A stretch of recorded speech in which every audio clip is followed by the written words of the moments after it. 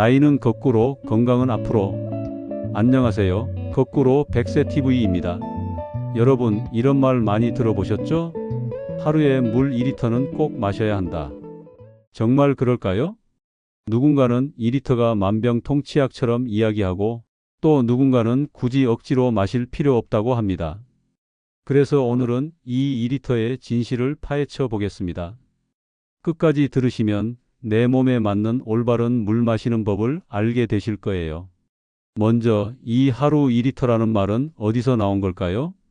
사실 이 기준은 1945년 미국 식품영양위원회에서 제시했는데요.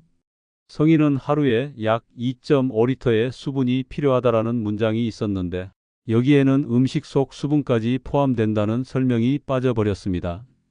그래서 많은 사람들이 물만 2리터를 마셔야 한다고 오해하게 된 겁니다. 즉, 2리터는 모든 사람에게 절대적인 법칙이 아니라 그냥 참고할 수 있는 평균치일 뿐입니다. 자, 그럼 물을 충분히 안 마시면 우리 몸에서 어떤 일이 벌어질까요? 단순히 목이 마르다 해서 끝나는 게 아닙니다. 몸의 모든 장기가 하나둘씩 비상등을 켜게 됩니다. 뇌부터 시작해 볼까요? 뇌는 우리 몸에서 가장 많은 에너지를 쓰는 기관인데 그만큼 물에도 민감합니다. 물의 양이 조금만 줄어도 혈류량이 떨어져서 산소와 영양분이 뇌세포에 잘 전달되지 않습니다. 그래서 탈수 상태가 되면 집중력이 떨어지고 멍해지고 심지어 말이 꼬이는 현상이 나타나는 거죠. 아이고, 가끔 머리가 띵하고 어지러운 게 물 때문일 수도 있겠네요. 맞습니다.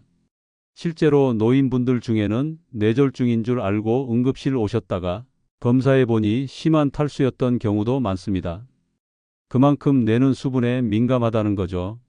혈관과 심장은 어떨까요?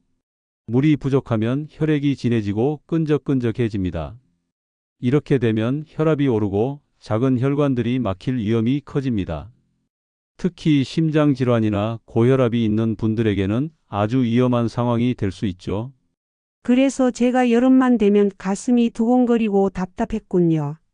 네, 그게 바로 탈수와 혈액 농축이 맞물린 현상일 수 있습니다. 신장도 살펴봐야죠. 신장은 마치 우리 몸의 정수기 같은 기관입니다. 노폐물을 걸러내서 소변으로 내보내야 하는데 물이 부족하면 걸러낼 재료가 없는 겁니다. 그러다 보니 노폐물이 쌓이고 이것들이 뭉쳐서 결석이 됩니다.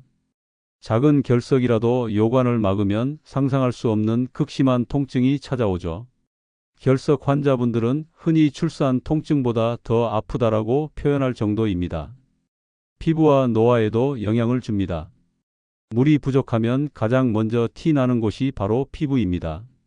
수분이 빠져나가면서 피부가 건조해지고 주름이 쉽게 생기고 탄력이 떨어집니다. 그래서 피부 노화가 더 빨라지죠. 제가 화장품만 열심히 바를 게 아니라 물도 좀 더 마셔야겠네요. 그렇습니다. 물이야말로 최고의 천연 화장품이죠. 실제로 연구를 보면 체내 수분이 체중의 2%만 줄어도 집중력이 크게 떨어지고 34% 줄어들면 두통과 피로가 심해지며 10% 이상 줄면 생명까지 위협받을 수 있다고 알려져 있습니다. 정리해보면 물을 충분히 안 마시면 뇌는 집중력을 잃고 혈관은 막히고 신장은 결석이 생기고 피부는 빠르게 늙어갑니다. 즉, 탈수는 단순히 목 마름이 아니라 온몸의 노화와 질병의 시작점이라는 겁니다. 그렇다고 물을 무조건 많이 마시는 게 좋을까요? 그렇지도 않습니다. 물을 과하게 마시면 혈액 속 나트륨 농도가 낮아져 저나트륨혈증이 생깁니다.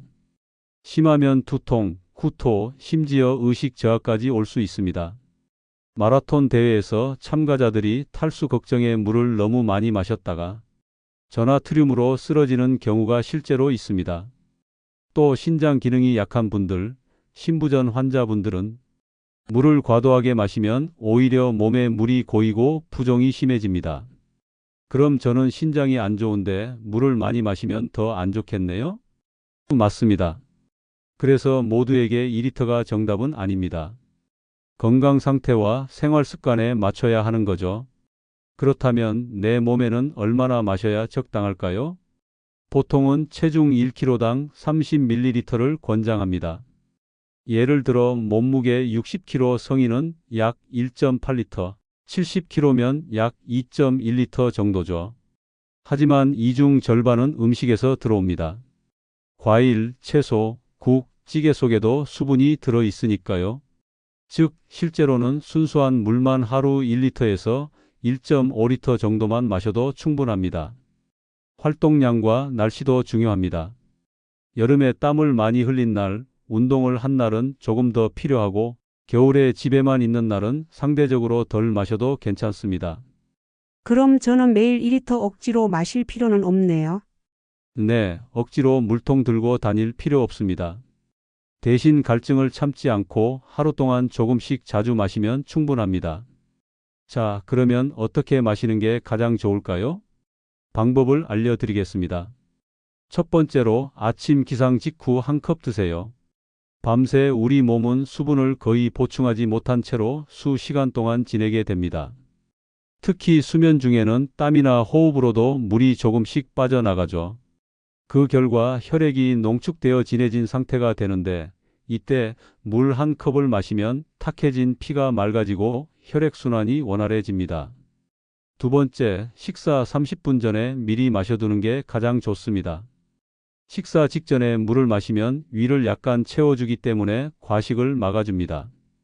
또한 물이 위장 운동을 부드럽게 해주어 음식 소화도 한결 편해집니다. 하지만 식사 도중에 너무 많은 물을 마시면 위산이 희석되어 소화력이 떨어질 수 있으니 주의가 필요합니다. 세 번째, 활동 중 땀이 날 때 자주 보충해 줍니다. 걷기, 청소, 운동 같은 활동을 하다 보면 생각보다 많은 수분이 땀으로 빠져나갑니다. 이때 갈증을 느끼고 나서 한 번에 많이 마시는 것보다 조금씩 나눠서 자주 보충하는 게 효과적입니다. 이렇게 해야 체내 수분 균형이 무너지지 않고 탈수 증상도 예방할 수 있습니다. 마지막으로 잠들기 전에는 반 컵 정도의 소량만 마시는 게 적절합니다. 잠자리에 들기 전에 물을 많이 마시면 밤중에 화장실을 가느라 숙면을 방해할 수 있습니다. 특히 65세 이상 노년층은 심장과 신장 기능이 약해져 수분을 처리하는 능력이 떨어지기 때문에 과도한 수분 섭취가 오히려 심장 부담을 줄 수 있습니다. 그리고 중요한 체크 포인트, 내 소변 색깔을 보면 됩니다. 연한 노란색이면 충분, 진하고 냄새가 강하면 물이 부족하다는 신호입니다. 자, 오늘 정리해 볼까요?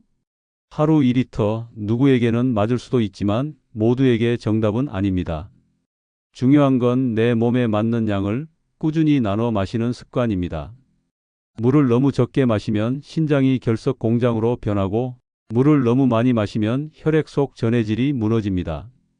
그러니 내 몸을 잘 살피면서 갈증을 참지 않고 하루 종일 조금씩 보충하는 게 핵심입니다. 여러분의 몸은 물로 움직입니다. 내 몸을 지키는 가장 쉬운 방법은 올바른 물 먹기입니다.